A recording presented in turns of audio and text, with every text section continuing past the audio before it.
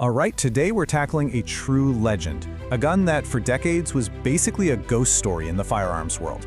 It was so out there, so wild in its concept that a lot of people were pretty sure it didn't even exist. We are talking about the one and only 3006 Thompson prototype. You know, for years, this thing was nothing more than a rumor. Maybe you'd see a couple of grainy old photos, but there was no story, no context. It was basically the Bigfoot of guns. This isn't just about a rare firearm. We're talking about a true, one-of-a-kind piece that lived in the shadows. So now, let's pull back the curtain and see what makes it so incredible. Okay, so let's set the stage. You probably know the Thompson submachine gun, right? The iconic Tommy gun from the movies, famous for firing that .45 ACP pistol round. But what if an engineer looked at that classic gun and thought, hey, what if we made this thing fire a full-power rifle round? Well, that insane idea is exactly where this story gets started.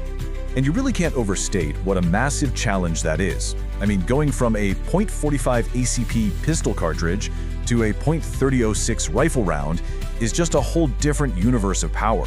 A .45 is fine with a simple blowback system, where pretty much just the weight of the bolt keeps things in check. But the .3006? That's the round from the M1 Garand.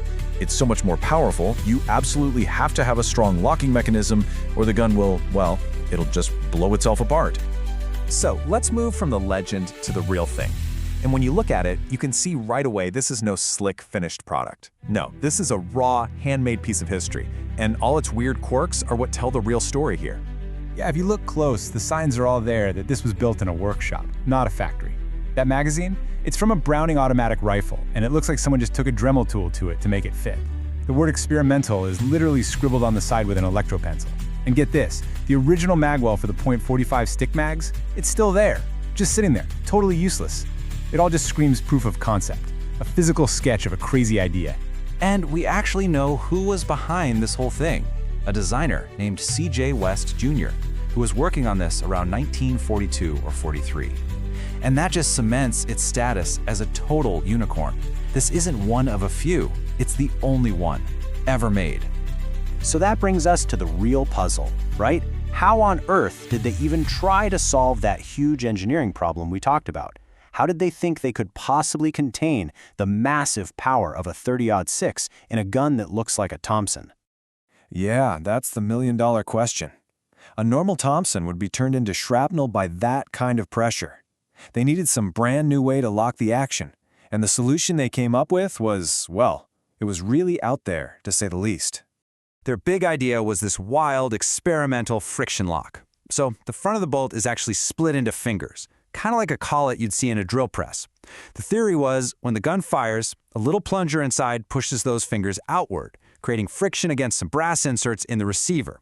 The hope was that this friction would slow down the bolt just long enough for the pressure to drop to a safe level. A really, really unusual idea. Now, to understand where their heads were at, you have to remember the original Thompson's Blish lock. That was another idea based on friction, using a flawed theory that different metals would get sticky under high pressure. Spoiler alert, it didn't really work, and they got rid of it. So this new Collet thing seems like they were trying to solve the same problem, still kind of chasing the ghost of a working friction lock. Okay, so this all leads us to the big verdict. We've got the legend, we've seen the totally bizarre mechanics, but there are two huge questions left. Did anybody ever actually shoot this thing? And more importantly, could it even work? And the simple, almost frustrating answer is, we have absolutely no idea. There are no records, no test fire reports, nothing. We just don't know if this thing has ever fired a live round. After it was built, its history is a complete and total mystery. And when modern experts get their hands on it, they see a ton of giant red flags. For one, a piece of that locking collet is just gone. Was it cut away on purpose, or did it break off during a test? The ejection port looks way too small. And the big one, the bolt is dangerously light for a .36. A safe blowback design would need a bolt around 20 pounds, and this thing is nowhere close. All the evidence points to a design that probably didn't work and might have been an absolute disaster waiting to happen. And, this quote from an expert who actually handled the gun pretty much says it all. The feeling is unanimous. This isn't just a quirky old prototype. It's a genuinely scary piece of hardware that would be unbelievably dangerous to try and fire with a full-power round. So that brings us to the ultimate question then, doesn't it? If it's a failed experiment, that's probably a bomb, then why on earth is it considered a historical treasure? What makes this gun so valuable? And here's the answer. Its value has absolutely nothing to do with whether or not it works. Its value is in its story. This gun is a physical piece of pure, unfiltered ambition. It's a fascinating what-if moment in firearms history, a super bold, even if it was totally flawed, attempt to push a design way past its limits. It's a treasure because it's the only one, a monument to a beautiful failure. And that historical importance, it translates directly into cash.